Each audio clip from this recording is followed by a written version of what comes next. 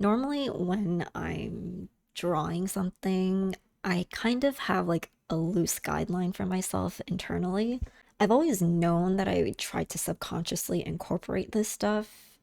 It's only recently that I've been able to like solidify this and put it into words. So there's three questions I ask myself whenever I'm drawing. What is happening in my drawing? What is my character doing? And what is my character feeling? If I can't, at the minimum, answer two of these questions with clear, confident communication through my drawing, I probably have some work to do to improve it. With this one in particular, I could tell like the last element is still quite not there.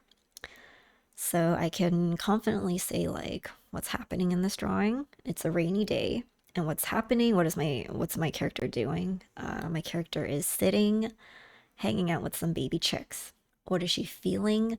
This is the part that's a little too generic for me in particular, especially in a drawing like this. I feel like it's even me as the artist, I can only answer like she seems to be enjoying herself.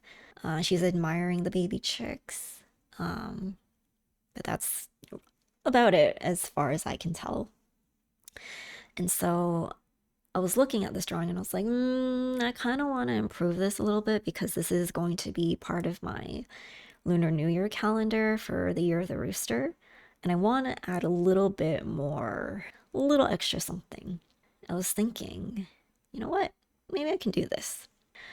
So I think this one is a lot more clear in terms of when somebody looks at my illustration, I think they'll be able to answer the three questions with a lot more confidence and clarity. Because it's one thing for the artist to be able to answer the questions, it's also another thing for someone who's viewing your art with fresh eyes, with zero context, to be able to answer those questions with a lot of confidence and clarity.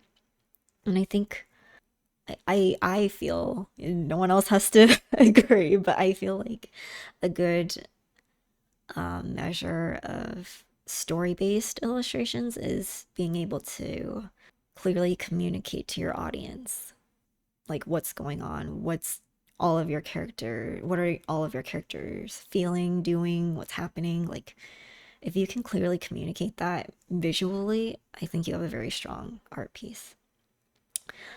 And so with this drawing, I think I was able to kind of cut the BS out, cut the extra fat out by removing the extra baby chicks from the illustration.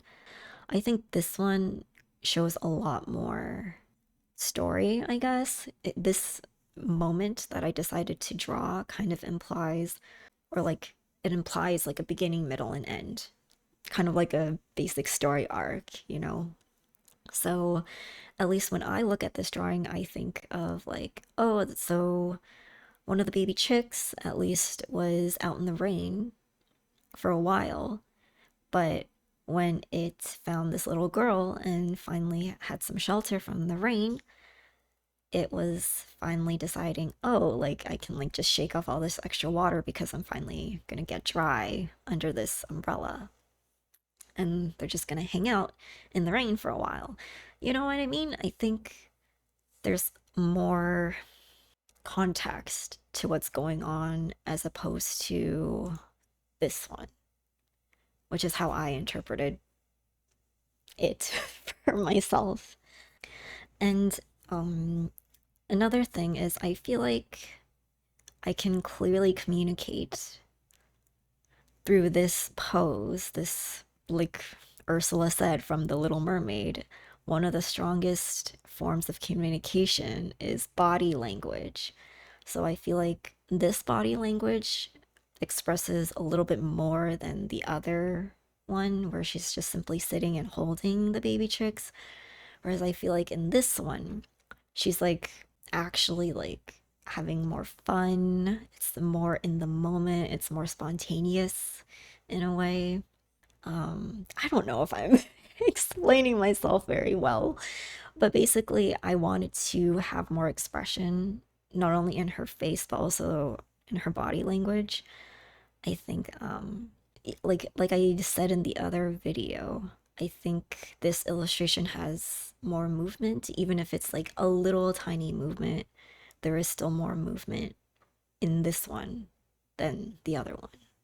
The chick shaking off some water from itself was the perfect thing to add not only more context to what's going on, but also it just puts everything together a lot more coherently, but in a very fun, appropriate to the scenario kind of way. And I think if I were to answer the final question this time, like, what is my character feeling? I can genuinely say, like, I think she's having fun with this baby chick.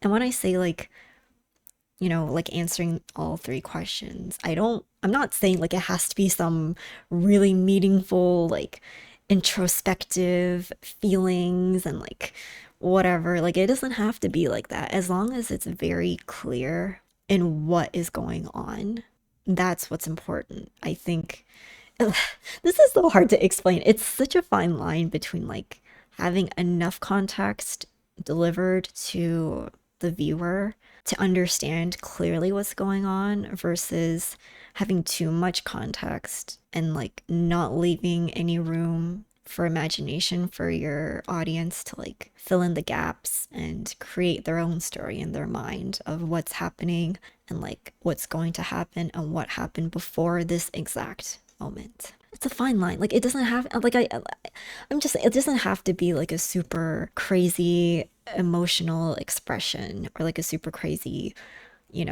action that's going on or anything like that. It just has to be clear.